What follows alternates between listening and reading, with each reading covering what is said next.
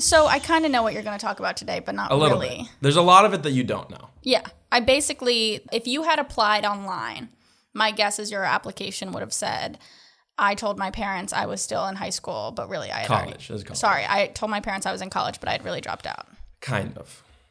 What would you have said? Like, what's your I would have log said line? I dropped out of college and pretended to go to school for an entire semester. My parents still have no idea To this day. to this day. How long ago was that? This is spring 2016, Okay. freshman year. You're not going to be anonymous on this, No, according to the release that you just signed. you now own me I own you. for eternity. Your name is Adam Faze. Yes, We know each other. Yes. Not incredibly well yet, but we're getting there. we're getting there. But I really don't know much about your past. I know you're from LA. I know we have like some mutual friends, you know, dripped in there from Natasha Huntley. Natasha Huntley, shout out. Well, she out. didn't sign a release, but I don't really care. Didn't know. Now she's in it. Yeah, we've just kind of like met and connected. Do you want to say how we know each other? Yeah, we know. Does your sure, audience plug. know about? No. You can plug it. Basically, Adam just ran a crypto dating show. This is how I pitch it. I was on the show called Mad Realities. Well, the show is actually called Proof of Love, but I referred to the whole thing as Mad Realities. It was some sort of like crypto NFT dating show. To this day, I really don't know how those things were. For the record, it's not like starring people who are in crypto. No. It was funded by NFTs. No, how I explain it is it's like the Hunger Games. Have you heard my explanation No, of this? I'd love to hear. It's like the Hunger Games. It's like if the District 1 richest people picked like the peasants or the people in the Hunger Games to vote on. They were sitting there like kind of with their popcorn. They put their money on people.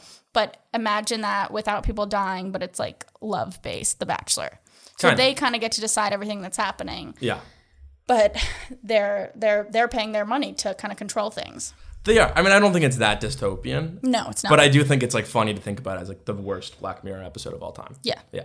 But so that you kind of ran that. My friend Sarah was my connection to you through that, and I was the mystery couple with another lesbian, and we lost, but we had a great time. You got third place. Mm-hmm. Not bad. Yeah. So take me back, 2016. I think it's more important to start please. even earlier. I was gonna say, let's go. I think we go back to high 2014, school. 2015, yeah. So I grew up in LA. Mm-hmm. I knew from the time I was like aware of what I wanted to do. I knew I wanted to be in the film industry. My family doesn't come from the film industry.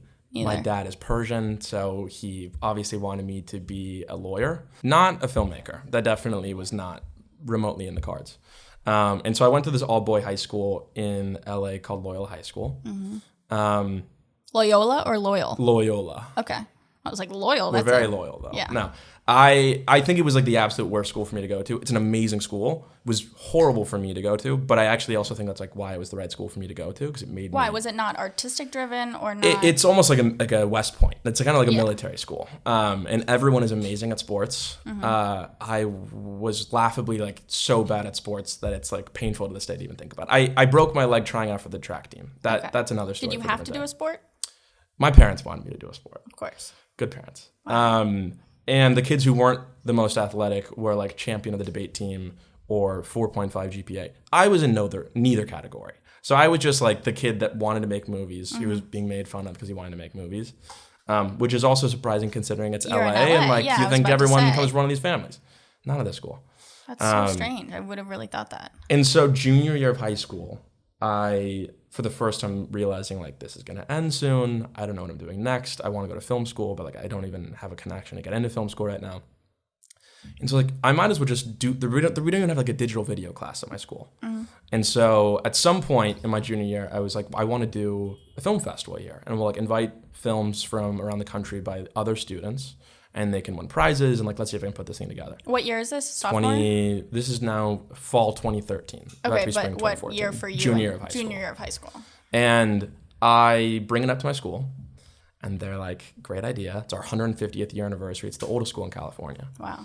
I'm surprised they didn't. Jesuit. Again, I'm just priests on shocked that they campus. didn't have At all. a film program. And they were like, look, we don't have the resources to allocate anything for this. So like if you do it, it's like your own thing, but like we can't support this. It can't be a part of our calendar. Like this is not a school sanctioned event. So I spent a week thinking this sucks. This was like my one big break, and I thought I could do something here.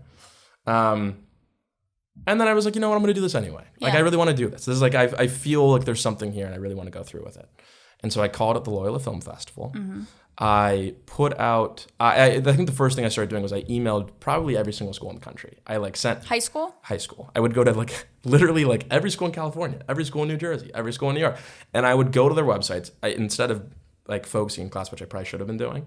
And I would go to their directory and go to like the digital video professor or like the arts professor, and I would email them the same copy paste, just saying, I'm from Loyola High School. It's our 150th year anniversary, and we're doing the Loyola Film Festival. I was like talking on behalf of the school. Yeah.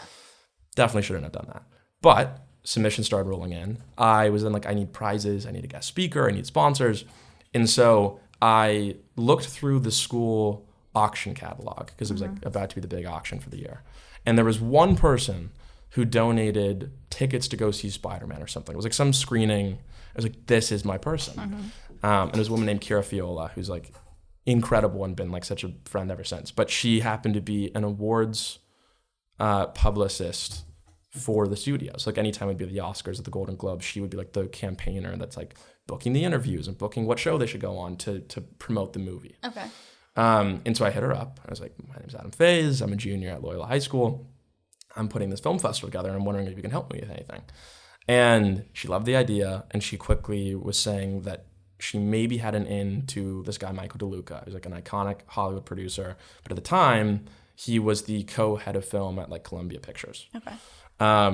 So she says, like, write me a letter to him and I can maybe get it his way. I write him a letter. I tell him the whole spiel, who I am, why I'm doing this.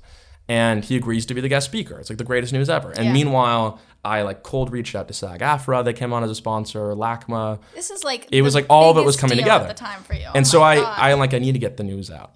And I create this press release that is the Loyola High School emblem on it. It's like, we are pleased to present. I write a press release on behalf of my high school and I send it out. Did you have a marketing department at your high school? Like, yeah, of course. Were they okay with what they was didn't happening? know. Okay. And so I sent this out thinking that this is something you're allowed to do as a junior in high school. And I got a writer back. A writer from the LA Times hit me back. And they said, like, we want to run the story. This is amazing. And so they run the story. They announced Loyola High School announces 150th year anniversary, film festival, all this stuff. And the next day I get called in the office and it's like the entire academia board. They're like, who did this? Like, no one sent a press release out. We actually told you we're not even doing this film festival. Like, oh my God. How did this come out? And obviously I had to like apologize profusely, but at this point it's already a thing and they can't. But why would they be mad? I mean, it's a positive I think thing. just because it wasn't their thing. Like they had nothing to do with it. Really weird about that shit. 100%. Mine did the exact same thing. Yeah. And because it was their 150th year anniversary, there were so many things they'd already planned. But at this point they can't pull back. There's like a guest speaker, there's all these huge corporate sponsors, like they have to actually let it go through with it. And so the show keeps moving along, and I even got even luckier. And one day I look at my inbox and there's an email from this reporter, Brooks Barnes, at the New York Times. He's like, hey, I hear you're doing the film festival. I really want to write a story about this, and like kind of maybe also that the school didn't really want you to do this and that sort of thing. Oh, so that got around too. That got around too. And I refused it. I was like, I'm never going to talk badly about the school. I still never will. Looking back, I think back then I was like, oh, like, screw you. But looking back, I'm like, I was such a jerk. I just did this on my own. Yeah. And so I knew this was probably the only time that anyone in the industry would ever know who I was. And so I tell the reporter, I'm looking for a summer internship. Can you mention that I just am looking for a summer internship? And that became the end of the article. The next day it says like, in an email to a reporter, Adam asks if he can mention that he's looking for a summer internship. The next day the school went from like having a slight idea of who I was and like being really annoyed that I was doing this thing to having like 100 phone calls from like around LA, all these production companies and studios saying like, hey, we'd love to offer Adam like an internship. It was insane. God. And it was like the first time you realize that media like the New York Times is just like, it's so important. It's insane. Like people really, really, it just travels. Word travels fast. So I did a summer internship that summer with a producer, with this guy, David Permit. He did like Hacksaw Ridge, but he did Face Off. He's been around forever. What made you pick them versus... He was this 70-something-year-old Hollywood producer, and he just... Like legendary. Legendary in the way that, like, I think he wasn't at the time making things as big as he used to, but he's just, everyone has a story about him. Yeah, and you were like, and he knows, like, guy. every actor from the 20s and 30s and 40s. Like, he just knew every story in Hollywood. Yeah, and I was like, this is just like... mentor moment. This is just like, I want to learn from this person. So I worked from that summer. I did a second year of the film festival. And I'm getting close to graduating, and I thought that this would be enough to get into film school. And my dream was to go to USC Film School. It's the only thing I wanted in life. Didn't get in. Horrible we talked about this the other night because I said cried myself to sleep. This was like my big break. It was gonna happen. Holy shit. I got into NYU, and I started getting excited about the idea of living in New York. I'd always loved New York. Oh my God, to think we could have gone to NYU together. What year were you? 2019 I graduated. I would have been 2019. Oh my God. Can you imagine? Different conversation. We would have been in the same class. But who knows? Maybe. And I was just like, I'm not ready for this yet. Yeah. I'm just starting to meet people in LA. I don't think it's smart for me to all of a sudden try to go to New York and start a new life. It's like, I'd rather kind of like stay here and keep meeting people. Yeah. Ironic because now you're in New York. I know. And I, at that point, realized my only option was to like go to community college because my parents. No way. There was I was no not world. expecting you to say that. What about Chapman? What There about was Loyola Marymount? I only applied to UCLA and USC, and I didn't get into either. So the LA options were out the window. Actually, I think I got into Chapman. They have a good. No, I didn't apply. I don't think I applied. See, when I did my LA visit, I It's did an all amazing those film school. school. Yeah. It's an amazing. I think for me, it was like if I stay in LA, it's to stay in LA, not to go to Orange County. Okay. Have a lot of family. What about there. Loyola Marymount? I'm just curious now. I just didn't apply. Okay. But it's also a great school. Mm-hmm. I thought I was a shoo-in. I was like, I thought from started the this whole story you were a thing and shoo-in like, too. you know what I mean? But it's a really competitive school, and it's like a 1%. I didn't have the best grades. Yeah. I think I probably like a 3.0 or something because I was doing this stuff. And my parents would have killed me if I dropped out. So I signed up for Santa Monica College, and I enrolled. And right around this time, I was wondering, like, how do I keep working in the industry? Like, what am I supposed to do next? And a friend of mine, it was right around the time that Serial came out, so podcasts were like the big word. Mm-hmm. It's so funny you say that because I only heard about that podcast this summer. I interned in LA, really? and I listened to it It's amazing. in LA that whole summer. Except it doesn't end. There's no ending. No, there's no ending. It drives me crazy. Yeah. I like did this whole thing, and then Yeah, it's just, it doesn't end. Great podcast, though. Someone said, you love talking to people in the industry. Why don't you just start a podcast where you like ask people questions about how they got to where they are today, and then like get advice for yourself, and maybe you'll learn a thing or two. This is now you're 18. I'm 17 going on 18. Okay. That conversation I think happened right after I didn't get into USC. So this is like May 2015 at this point. And so I decided to call it a leg up, and I got really lucky because You keep getting lucky, bro. there's a lot of lucky times. Sony had just been hacked, and there was this big WikiLeaks dump, and every email from Sony that ever had happened, Sony Pictures, was now public. So you could literally go on this database, it's still up today, and you could type in the name of anyone that you think would maybe be in the Sony database from like the executives that worked there, or agents, or actors. There was even like George Clooney was in there, and his email was like therealbatman@v.com or something. He changed it. I tried, trust me. And I emailed all these people saying, I'm 17 years old. Yeah. I'm starting a podcast. I'd love to interview you about how you got to where you are today and what your advice is for myself. And I got really lucky because I think people, one, like love helping the next generation, but also I was a 17-year-old in their inbox. They're like, how do you even have my email? Yeah. And so that's how I got a lot of the interviews. It was like John Lesher, who I ended up working for, was this producer who did Birdman. The Duplass brothers, who were so much fun and probably my favorite interview of this day. And one of the other interviews was Jay Leno. How did you get that interview? So I'm baffled. I was at a taping of Real Time with Bill Maher because that was another story for another time. I interned there when I was like 16, and my mom from that point on I like would go on every Friday night because it was a fun thing to do. They actually filmed it live, and anytime there was a guest that I wanted to talk to, I would like go because I was like, you know what, like I can still get away with this.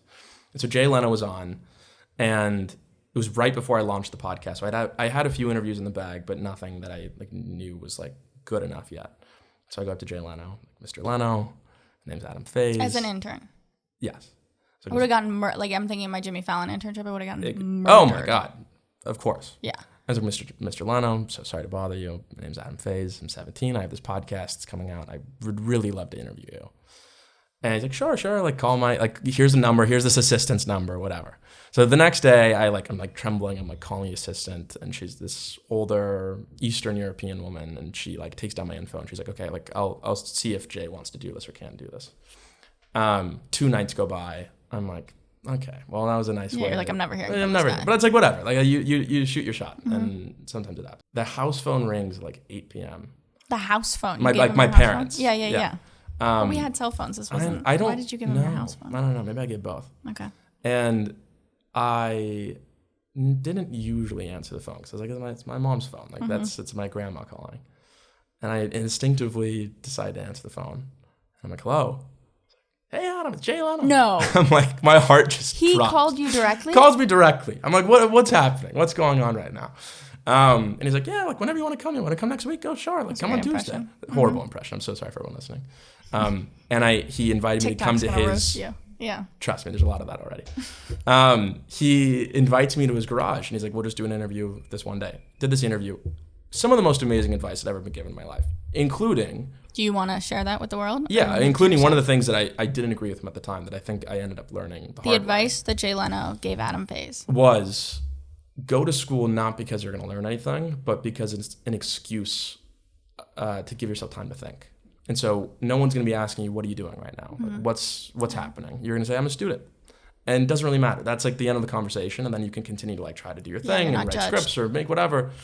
And I remember sitting there being like, you're so wrong. Yeah. I'm not going to go to school. Like I'm gonna go to community college, but like, let's see how long that lasts. So flash forward, the podcast comes out. It ended up doing like fairly well. It was actually like top 10 TV and film podcast. Other story of there, how that happened, but it's not really important. Yeah. I'm in community college. I'm just miserable. I've never been so miserable in my entire life. And Is the podcast like the only thing keeping you happy? Podcasts keep me happy, but my parents, it's not like, it's when I could go to my parents, like, I want to pursue this now. They're like, this is nothing. You got to go to USC. Also around this time, I remember I reached out to a reporter for Forbes. I was just trying to get any coverage I could get on the podcast. And so I reached out to them, and they came back to me saying, don't really think we can write about this, but if you want, we have this contributor program, and we'd love for you to write for Forbes.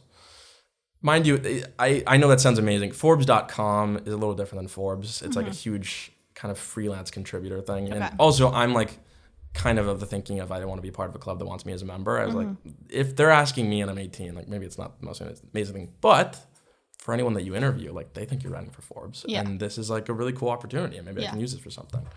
So I started writing for Forbes.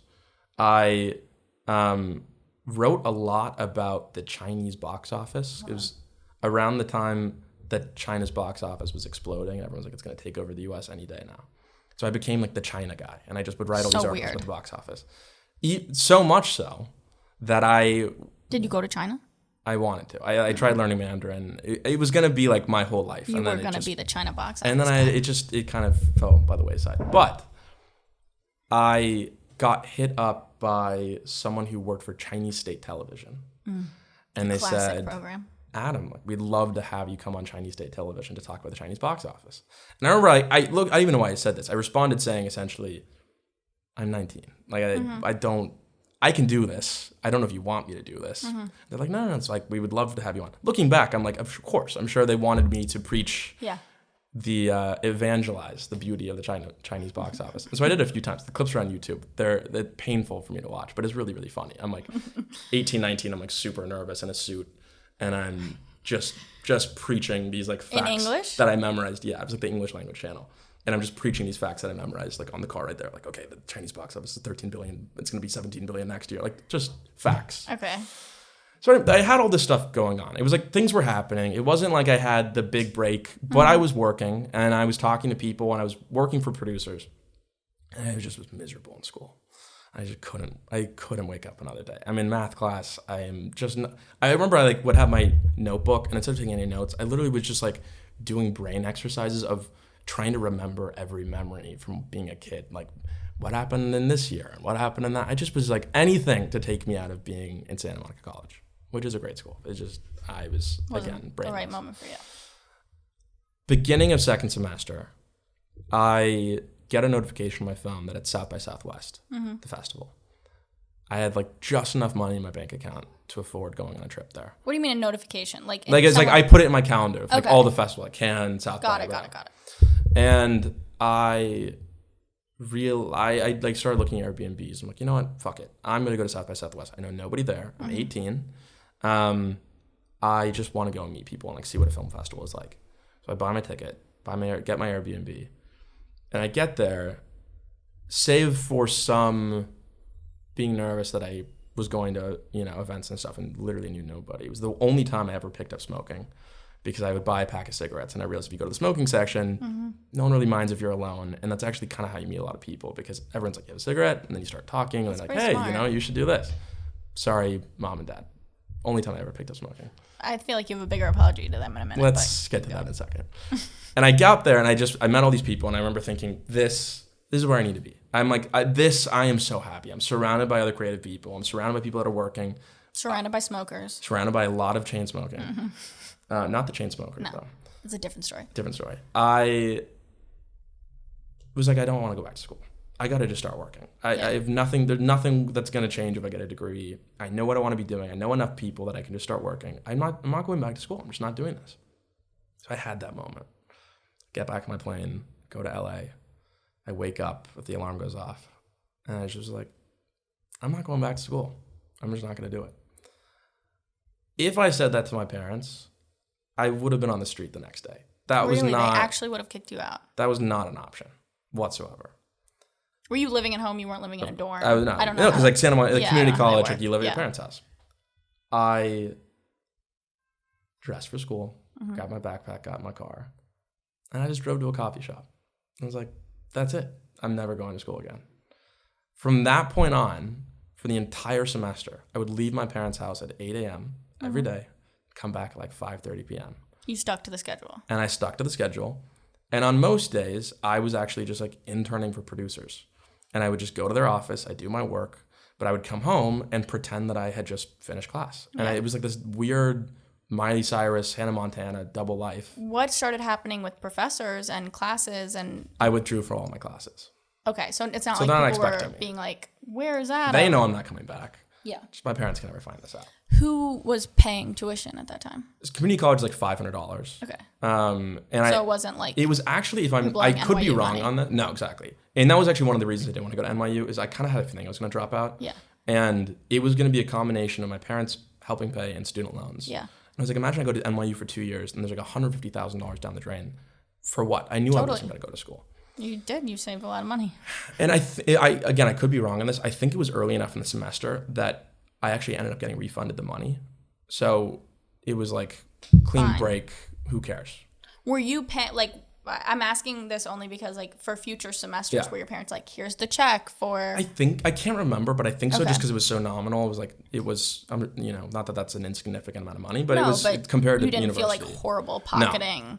No, $500. Yeah. I have a question. Please. Yeah. When you would come home Yeah.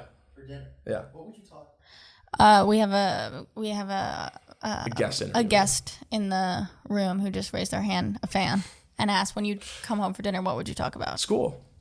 I would talk about school. What would you say? I would say, they'd say, how's class? I'd say horrible. Because I wanted them to know that I hated school. Yeah. So I was like prepping them because I was going to you tell didn't them, even- I knew I was going to tell them that summer that I wasn't going back. You But I didn't just even couldn't tell test them that the I wasn't there. waters, though, of like, Hell no. how would you guys It was feel not an if I option. It was just, not an option. you just knew I know. their reaction? I know. Do you stand by that knowing to this day? I think them finding out about this now, I'm so sorry. I think now they would be fine with it. Mm-hmm. But I'm like even still nervous talking about it because I'm like, it's like a lie. I lie. It is a lie. But it's a good lie. Around this time, I was helping a friend of mine. His name's Tony Mancia, great Mm-hmm. guy. He was exactly 10 years older than me, so he was 28. And he was producing this indie film, and I was craft services Mm-hmm. with my friend Lele. Baller. It's like 40-person crew, and we just bought like all these ingredients from Costco, and I Yeah, was the like working in a Costco kitchen the runs. size of this dining room table, and cooking breakfast, lunch, and dinner for like everybody on set. So I never got $1 out of this. This was just Yeah, like, you never but did. I'm like, whatever. I wanted to be on a film set. This is like my dream. And so he felt like he owed me something after this, and he said, you know what? I go to the Cannes Film Festival every year. If you find a way to go to the Cannes Film Festival, I have a couch, and you can sleep on the couch. Basically, if you pay for your flight. Yes, everything else will be fine. Yeah. Obviously, I'm gonna go to the Cannes Film Festival. That's crazy. That's How a much was the flight? dream. This is where I'm very lucky, and then my parents are amazing. They had a shit ton of airline miles, and so I just made this convincing pitch. And this is where I feel really bad. So like, I'm doing really well in school. I like just know that I should go there. When am I gonna have an opportunity like this? Do you know how expensive it is to find a place to stay there? Like Tony's offering me to stay on his couch, all this stuff. They get me. They're like, as long as you're doing well in school, we'll do this one thing for you. They get me the flight. I go, It's amazing. It's Cannes. Like, it's Yeah, everything you've I ever know, read right? about. There's some parts where they're like pretty disgusting and horrible. Yeah. I think I was too young to know those parts though. Mm-hmm. I was like very innocent at this age. I never drank. I never did drugs. Like, I just was not. That I didn't even have my first drink really till I was like 21, 22.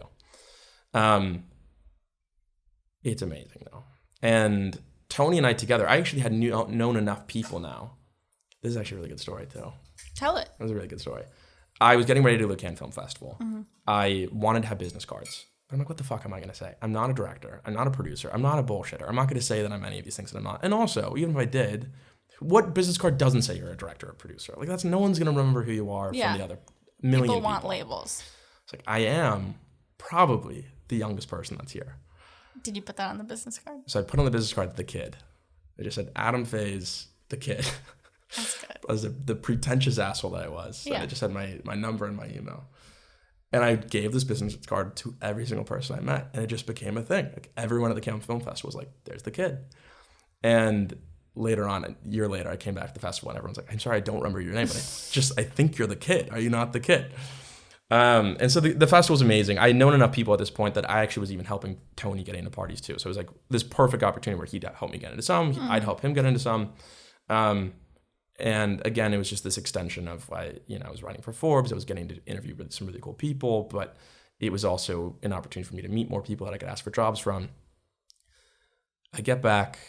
It's right around the time of like graduation. My parents are like obviously anticipating a transcript. Yeah. It's like the one part you don't really think about. So I just got out of the conversation. I just continued to just I'm not going to talk about this. I'm not going to talk about this. Comes up a month later because my parents were still paying for my auto insurance at this point.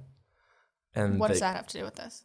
Because you get a discount if you have a good transcript. Oh no.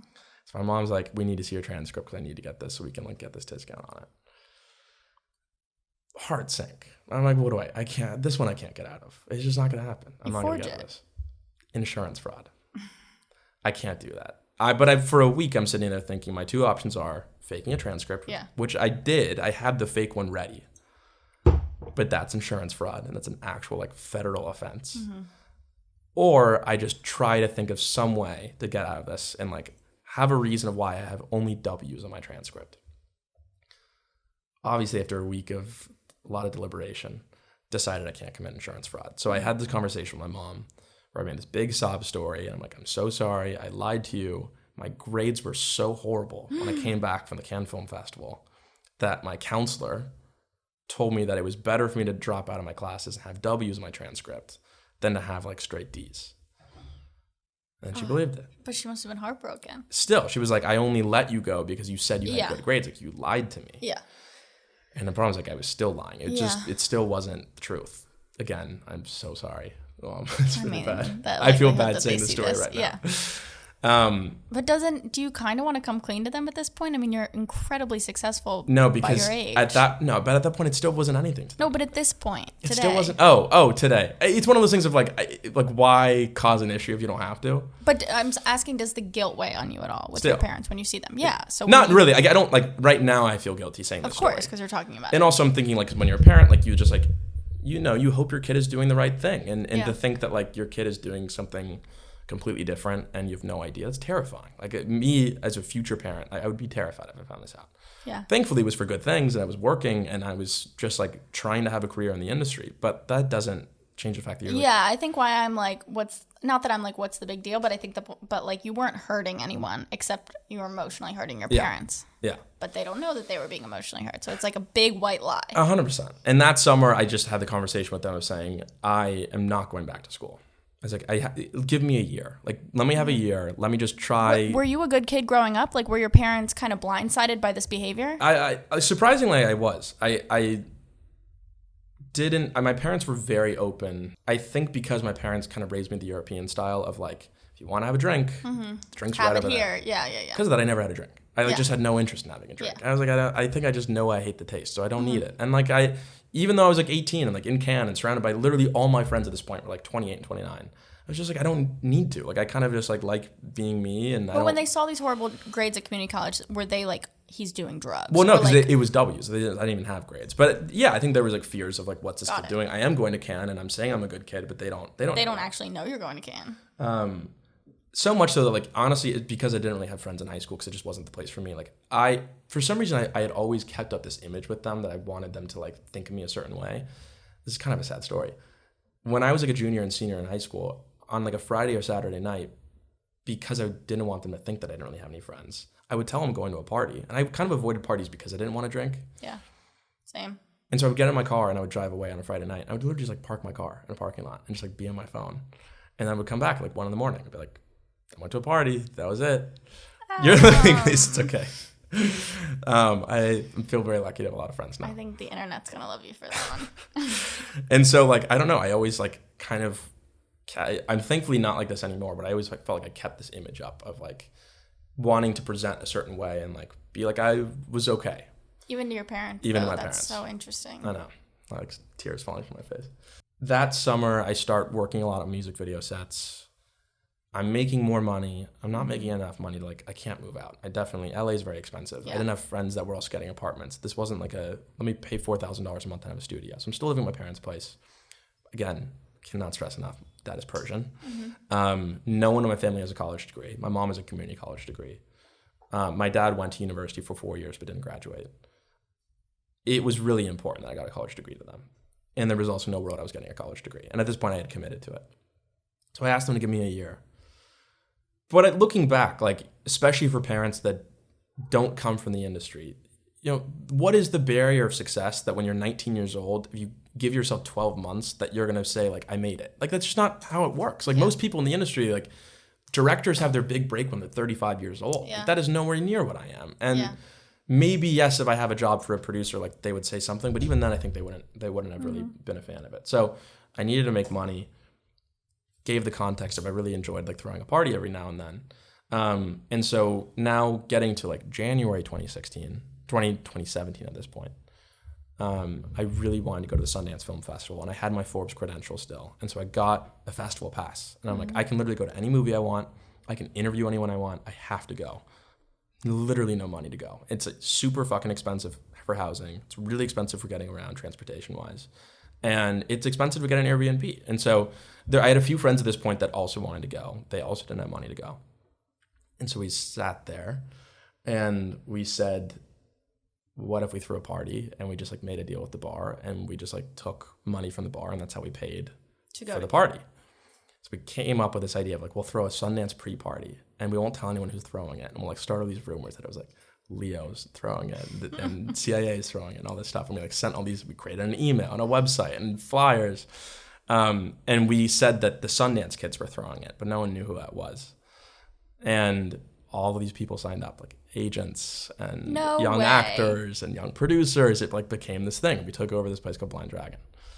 And it was a huge hit. And the bar made like, I don't know how much, it made like $10,000, $15,000, $20,000 at the bar. And so we made our cut and it was like enough for us to go to this thing. And so when we came back from the festival, we just remembered thinking, you know what? We don't make enough money. We like don't make money right now during the day. Like we're interning or we're working for other people. It's not enough to do anything. Could make a lot of money promoting. And we can go out 2-3 nights a week, throw parties with our friends and make $500 each a night. And that's way more than I could ever make if I was also working at Starbucks on the side. Again, my parents ever found out that I was club promoting. Were you 21 at this time or can you promote at 18? You can't promote at 18, but I was 18. Okay. I think by this point, maybe I'm 19. For those reasons, I'm not going to like mention the places that I worked. That's fine. But it became a 2-year system of throwing parties and making money. And I was entirely sober the entire time. Like still had never even had a drink. And we're like wearing suits and we're like throwing these parties every like 3 times a week. And it actually became, I even to this day think that if anyone wants to learn how to produce, you should actually maybe at some point try club promoting in your life. Only because it teaches you a lot about like keeping people happy. If you're in a big city, you meet a lot of people. Yeah. Everyone wants to go out. Everyone wants like to know who they need to know in order to get into a club. And from that point on, I mean, I actually like consider that the start of my producing career only because it's where I met every single actor friend I'd ever worked with from that point on. It's how I made the money that allowed me to eventually move out and start an actual career. And it just taught a lot of street smarts. It was my college. That and the podcast were my 2 college experiences, Yeah. which is why it's me, my friend Enzo Mark, this kid Charlie Oldman, and his brother Gulliver, but he didn't get the tattoo. We all have a Sundance Kid tattoo because it just, for us, it's like it was the start of everything. Like we're these kids, and this is how we started. It all goes back to that. That's really cool. That's a cool tattoo. So that's kind of it. I mean, I feel like. Well, no, because I need to understand. Do your parents know the significance of that So tattoo? they don't even know I have a tattoo. My mom, You have short sleeve shirts. my on. mom, This like is a on week your ago, was ass. like kind of like, "What's this?" And I was Really? like, When did you get the tattoo? I got it in January this year. Oh, this year. Yeah. I was gonna say, like, are we looking at like 5 years? Your mom's never seen you in No. short sleeve I didn't get tattoos till a little recently. So I feel like important to mention in my parents' eyes, I'm not going to school. Yeah. I'm out very late at night, and I'm claiming that I'm not drinking. Yeah. But why the hell is our son Adam coming home at 3 a.m. on a Sunday night?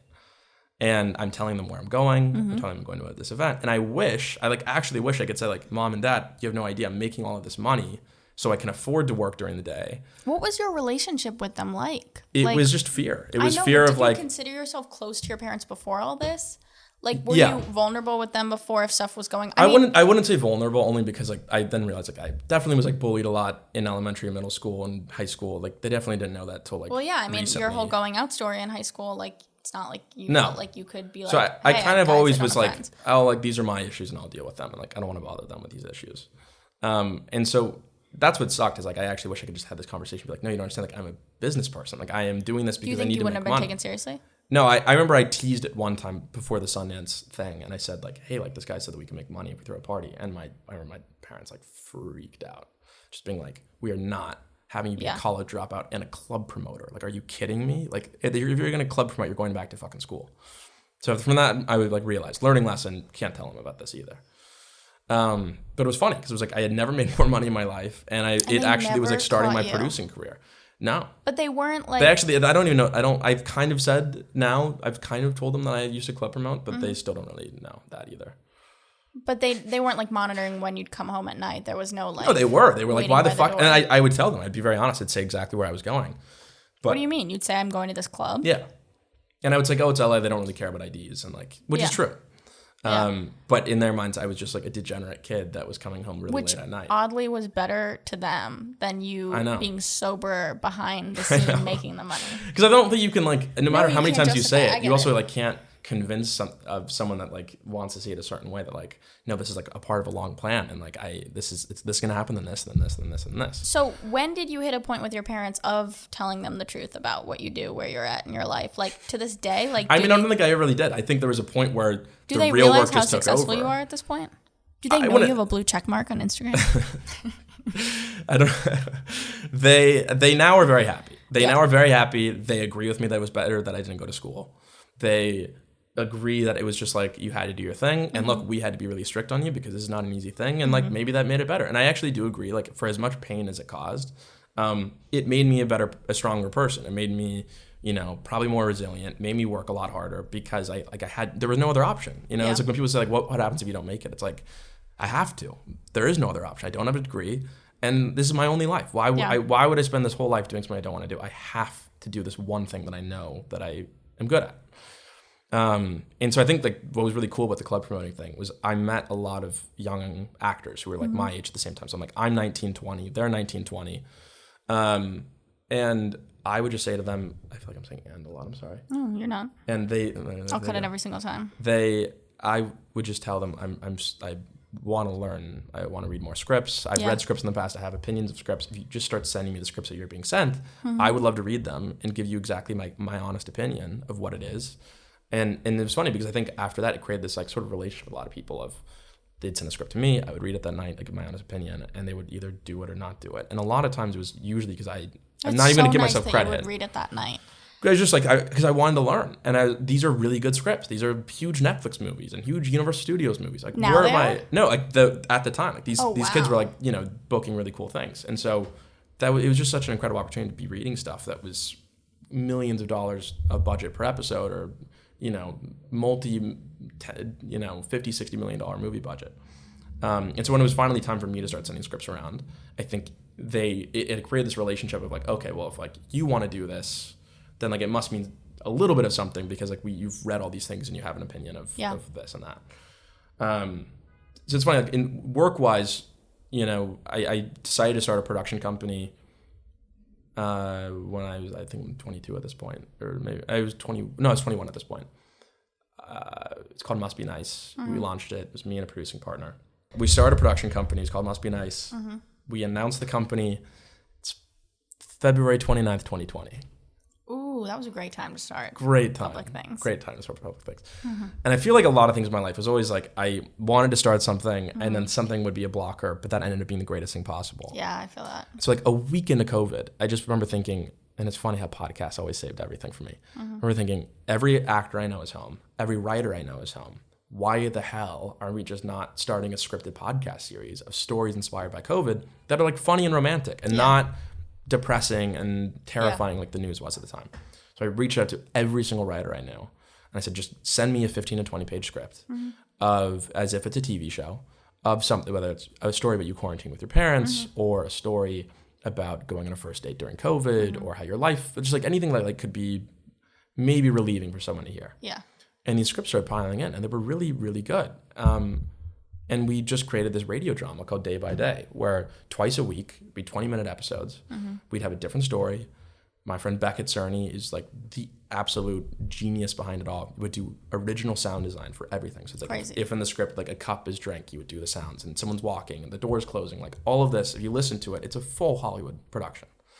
And we had everyone from Cami Mendez and Sydney Sweeney and Lucas Hedges and even like Margot Martindale. It just became because nothing else was going on. They couldn't do anything. And every episode highlighted a charity. So it just was like, I get to talk, if you're an actor, it's like I get to talk about what's going on right now. I get to maybe help some people that are fans of mine, get to help this charity and get them attention. And like, what do you have to lose? It's a massive win-win. And so we have everyone record I would give them the scripts. They would record the audio on their own, not hearing the other actors, in their closet, on their iPhones. We came up with this figured out how to get the best audio out of an iPhone. And then I would get all the audio files back, which was the biggest pain in my life, because sometimes it'd be like 12 actors in an episode. And then I would cut it all together, so it would sound like they're having conversations with each other. Of course. And, they're walking in the room and this and that, which they weren't. They were in their closets. And we did I don't remember the exact episode. It's probably like 20, somewhere between like 25 and 30 episodes. Probably like 8 hours in total of original content. And we did the whole thing for $100. Because it just was like, this is a public domain Did you get project. a distribution deal? No, and I think we couldn't because we didn't really own anything. Like I Yeah. didn't license any of the scripts, didn't license any of the actors, didn't contract anybody. It was just like, let's just make something really cool. But we had 500,000 downloads, and 90% of the listeners were between the ages of like 18 and 24. It's amazing. It was just a huge learning lesson of, if we pitch this around town, it probably would be coming out like today for $1 million budget. Yeah. With maybe 1/100th of the actors we had in the show. I was like, you just got to do the shit yourself. Like, no one's going to help you. Yeah. And that's not a bad thing, but you know how to use these things. You have all the tools at your disposal. Just do it. And so we produced, when things started opening up, we did a bunch more music videos. I started a separate company at the end of 2020, where I did like commercials for Nike and did like music video for Jeezy and Juicy J. I didn't know any of this. I did a feature film that is incredible, and not because of anything I did, just it's really talented team behind it, and it'll come out someday. Did you say someday or Sunday? Someday. Okay. I was like, wow, Still Sunday, in guys. post. Yeah. But I hit a point in June of 2021 where I was just like, I was so miserable. I missed actually having a partner. It was a lot to do by yourself. It's really hard to be someone that has to be creative and like think of projects and find people for them, but also be your own accountant and your own lawyer and your own, BA. It just was like way too much. Yeah, and I was like, not enough time in the day. And I also didn't even see the path forward. I'm like, I don't want to go make movies. I was the person that pre-pandemic would go see 3 movies a week, and I've been to the movies twice since then. And I spent 2 hours a day on TikTok, seeing all the awful things people said about me. And I was just like, I think I want to go learn the studio side of things that I had never learned before. So I asked a few friends. I was like, I want to go be an assistant somewhere. But for the right person. Like I will gladly eat shit. Big. No one if really it's like says, the right shit, Yeah. And so Annapurna Pictures at the time was restarting their film division. I was the biggest fan of Annapurna Pictures growing up. I just remember like salivating over any article that would come out 'cause it was like so secretive. Megan Allison was like so fucking cool. And they were making these like Paul Thomas Anderson movies, and that was like my favorite director in the world at the time. So when the opportunity came up, I was like, this is exactly it. I talked to this guy, Adam Paulson, who was starting the film division up again. And he was scared of taking me on because I think he knew that I probably didn't want to stay longer than I had to. As an assistant. But he was also really an amazing boss because there was so many other things going on, and he was kind of like, maybe you want to start the digital division This was here. a year ago? This is last summer. It's like, maybe you want to like start a film division, start a digital division. Like, I became like the Web3 person there, which I always like joke with everyone is like literally just because I was 24. And there's just like amazing people there. I think what was really hard for me was at the same time of realizing that I didn't actually really want to, like, I just was like, I don't really watch movies anymore. It's also really hard because it takes a long time to make a movie. I would read these scripts every single weekend and they're all amazing. But even the most amazing script, if we agreed to make this movie, it would at best come out 4 years from now. And I'm like, I'm 24 right now. I was 24 at the time.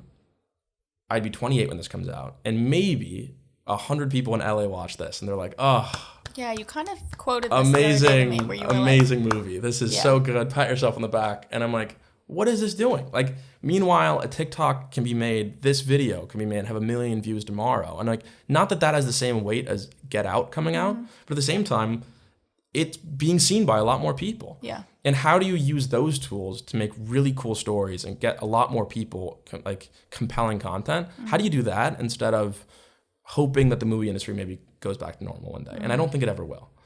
And that's not, I used to be really sad about that because I was the kid that grew up thinking, oh my God, if only I lived in the 70s when like Francis Ford Coppola was making movies and Brian De Palma. And I think we're entering that moment now. Not that I'm saying there's gonna be a renaissance of TikTokers, but at the same time, that only happens when there's a huge death of an industry. And I think like, not to there is a death of an industry talk badly about the streaming services, but like, no, I don't think the majority of films coming on Netflix right now have anything of quality to them.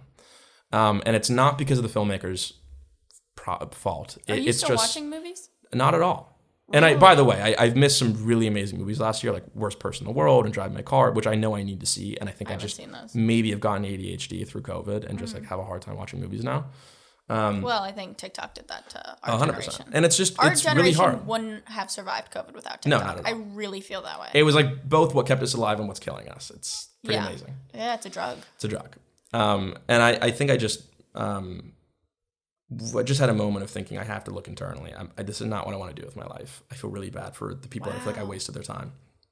And it's so funny. I became obsessed with this idea of wanting to do unscripted content. I was like, I want to reinvent the talk show and have like do something really cool with that. I want to figure out like a new way to do game shows, a new way to do this, because like unscripted content was like a much faster turnaround time and could work digitally really, really well. Yeah. And also was starting to see how much money was coming into the crypto space and that this was like a whole new industry that was burgeoning. I was not a crypto person at the time. I had never bought Ethereum before. I never bought Bitcoin. I was someone that was not, I didn't see the future in it. I would get really annoyed by my friend Jackson, who would continue to tell me about it every single day. And I'm like, okay, I get it. There's a lot of money. I get it. I think I'm like you a year ago now with what you're working on. I'm like, I don't get it. What's going on? I'm like, it's, okay, there's money, but then it's crashing. And it's like, what's happening? You know? And it was really funny because like in November, I was at a friend's wedding and Jackson hit me up and said, there's these two girls, Devin and Alice, and they have a really wacky idea. And I think you should talk to them about it. And so I met them. They were halfway through this like mirror crowd fund where they were selling these NFTs that were just roses. They literally looked like roses. Everything one looked exactly the same. But their utility was that if you bought this, you would one day get to interact with this dating show that would someday get made. And they were talking to production companies at the time. And I was like, don't do that because these production companies are going to charge you so much money. Yeah. I have a lot of producer friends in New York. Like, I'm going to connect you with them. They would be amazing to do this project. And every day for a month after that, Devin and Alice texted me saying like, okay, obviously you're coming to New York and doing this. So like, let's like stop playing games. So that's really why you moved to New York. So in December, a lot of things in my life were changing. I was coming out of a lot of things. And I was like, it's really rare after years of pitching things in Hollywood and just like watching them get stuck. And it's like, then even if you are the luckiest person in the world and something sells, you just watch your dreams slowly get taken away from you as other people put their hands on. Yeah, that's how I feel right now. It's terrifying. And it's like, and then what? This thing that's really special to me right now comes out 10 years from now when I don't even care about it anymore. And then what? Like that, then I'm defined by this, even though I have so many new ideas because it's been 10 years of me writing more things. Devin announced this proposition of like, we have the money, we're going to finish this crowdfund, which was going to end up around $500,000. Why don't you come to New York and just produce the show for us? And like, let's like think about other things we can do together. Yeah. What an amazing offer. And like, how lucky am I that this like fell in my lap? And so right before Christmas, I signed up and I agreed to produce the show. And they built this insane website that pretty much looked like Tinder. And anyone in the world could nominate their friends to come on the show if they lived in New York and were over the age of 21. For the record, this is a show that I met Adam through doing. Finally comes full circle. And one of our mutual best friends right Yeah. now, Sarah, is how we met. 100%. Because Sarah did all the marketing for the show, and she's incredible. And she's one of the most talented people I've ever met in my entire life. They built this website that looked like Tinder. Anyone could nominate their friends to come on the show. And the people that own these NFTs could swipe left and right on who they wanted to see cast in the show. Yeah. So it was like kind of like you said originally, it's kind of like a video game. And we came up with this idea, I think Devin and Alice and these writers, Anya Kopian and Susie Shen, all kind of worked on this together. And the concept was called Proof of Love. And there would be a bachelor or bachelorette every episode, 4 people trying to go on a date with them. And over the course of 3 challenges, and I like hired everyone from a doula to teach them birthing exercises, like a couples therapist to put them through therapy. They would pick one person to go on a real life date with, and we would offer that person money to walk away from the show. So do they actually want to go on a date, or are they there for clout and just want money in their pocket? Like, let's like see if we can like kind of make fun of dating shows and see like what really happens. Surprisingly, only one person took the money. That may be because there was also a part of it that if you won on a real life date, you were going to come back in our season finale as a couple to compete for a little more money. It wasn't that much more money, but like, you know, it was like 12, 15K. If you watch the episode, I don't think you'll be surprised that he took the money. I don't think you'll be surprised, but you have to watch the whole show before Not you to watch the hate on finale. her, but like I kind of. Okay. And what we did was we filmed these episodes on Wednesdays. We would cast them on Tuesdays. We shoot it on Wednesdays in our office. Thursday, Friday, Saturday, me and Ari, who was the guest earlier, would be editing this in the office. Ari's like sleeping in the office to make this come out on time. All-nighters. You guys were Sunday, insane. literally insane. Sundays, we would premiere the episode on YouTube, and then we'd also do these live premieres in Soho, where anyone that owned an NFT could come, especially, and also like friends. And not just live premiere, like open bar, Yeah, it was food crazy. there. Shots at the door, and you walk in. Like the bathroom was curated. It was an unbelievable Shout out Bright production. Moments Soho. They were like an amazing For partner. months. And so you would come into the space and you would watch the episode, and it was like everyone like was in a different mood when they came. There was Sunday nights, but like for some reason everyone was like on one in the best way. No, it was great. I went to everyone. And you would come, you would watch the episode for like half an hour, and then we would do this live talk show afterwards where we had like 5 camera operators. We'd bring the winning couple back, have like celebrity guest judges, where they'd put them in the hot seat. And because anyone that was on the show was a real life New Yorker who's 22, of course we knew all this extra stuff about them. So we would have someone come from the audience and be like, I heard you went on a blind date last night. And everyone's like, oh. Or in you my know. case, I went on the show and I had a girlfriend. And we knew. And that was fucked And up. we brought her on the show. And so I always said the after show was like Jerry Springer by way of Eric Andre, because it was just like also bizarre. And we had like this guy, Danny Love, who's a legend in New York. He's like 75-year-old who plays piano at Sammy's Romanian restaurant, like singing New York, New York. Like it just was like wacky. And I think it was really messy. There's a lot of it that didn't work. But I think for anyone that came, you kind of believed in this like longer term, like, oh, this might be something. And like, here's a bunch of young people that are like trying to figure something out. Like I also like see myself, I could be in this show. Like I could want to work on this. Well, it's funny you saying all this because like you saying earlier that you felt maybe like 6 or 7 years ago that you were in this wave of like, oh, when you were doing the club promoting and you were meeting all these young people, you were like, are we like the next wave of people? 100%. That's how I feel about 100%. I mean, I'll make it broad, like our friend group 100%. right now. Like this we're doing the thing now. This group like, we're of people actually trying. that we're in, I'm like, holy shit, are we the next wave? I mean, I don't mean that in a cocky way, but it's true. Like you guys are doing some really cool shit. Yeah. I love watching it. I mean, you were in it. I loved watching you in it. And then the part that Molly came in, we did the season finale, and at this point, the in-person audience had, like, the online audience didn't grow at all yet, and the in-person grew from like 100 people to 200 to 300, and so by the time it was for the 5th episode, we had grown so big that we rented out Webster Hall and we completely sold out like 1,000 tickets in 3 days. It was insane. And it was fucking And crazy. there were celebrities there, like real celebrities. There's some people there. And I think it's funny because like usually when you have something like this, you have many photographers and you kind of like cheat it. And you're like, let's like show this photo. So it Yeah. makes it look like it's a lot of people. But like every photo I'm swiping through the next day, I'm like, what No, it's the sold fuck out. is happening? This is fucking crazy. In the balconies. And like we had, you know, a marching band. We had the 8 contestants. We had like 12 guest judges, like 2 hosts, 2 fucking confetti guns. It was like An after party. the wildest like explosion. And like again, you watch it, it's really messy, but you see that we're like just like trying to figure out this like doing new it. thing. And it's been, you know, I was supposed to come to New York. I came here like January 29th. I was supposed to come here for 2 months to produce the show. Within 2 weeks, I was like, this is like, I'm here. I live in New York now. I do this. New Yorker. I'm now like, you know, joined as like a late stage co-founder, and I'm running creative with them. So making this full circle, what the fuck do your parents think about So all this? now, and especially it's funny because like my dad wanting me to be in tech too was like a big dream Yeah. of his. It's like now it's almost like I did the perfect thing, which is like I'm in entertainment and doing my thing in entertainment, but it's also for a tech startup. And there's like tech money in it, and it's not the same as like, hey dad, I want to go make an indie movie. Yeah. And so they're so thrilled. They love Devin and Alice. They like came and saw one of the episodes. You They can't like not love Devin and can't Alice. believe They're that like we're all just like doing this thing in New York. I think it's like freaking out my parents a little bit that I am moving here, and I actually think they didn't think about it so much until they came here and saw that I like Live made a here? new life here and Yeah. like have friends and, you know, have an apartment now. And I think now that they saw that, now they're freaking out because they're like, oh my god, he like, actually lives in New York. But now they're super happy about it. And I feel like if this were to, I'm not going to willingly send this to them, but if they somehow saw this, I think, you know, they still would be like, why the fuck didn't you tell us? Yeah. But I think they'd be fine. Let's leave it at that. Let's That was a leave it great at that. end of the story.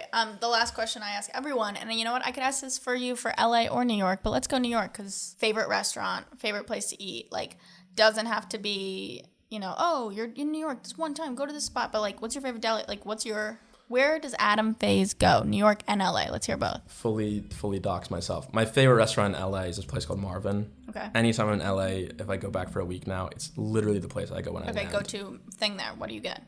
You gotta get the arugula salad. Mm-hmm. I get the bolognese. Hmm.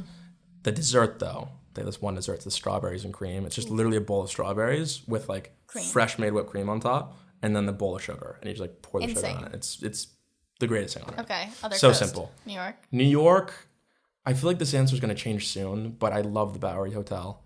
And there's this restaurant, Gemma, there. Yeah, it's that not, was great. It's not like it's the best meal in New York, but it's just like That an was amazing. a lot of people's favorite spot in college. It's just like you go and you have a drink and you have like kind of whatever Italian food, but it's just like the place Yeah. is amazing. No, There's it's so a much great history vibe. in the hotel, and like I just like love hanging out there. I think they used to have music in the lobby, and I don't know if they Mm-hmm. do anymore, and it's like a little quiet in the lobby now.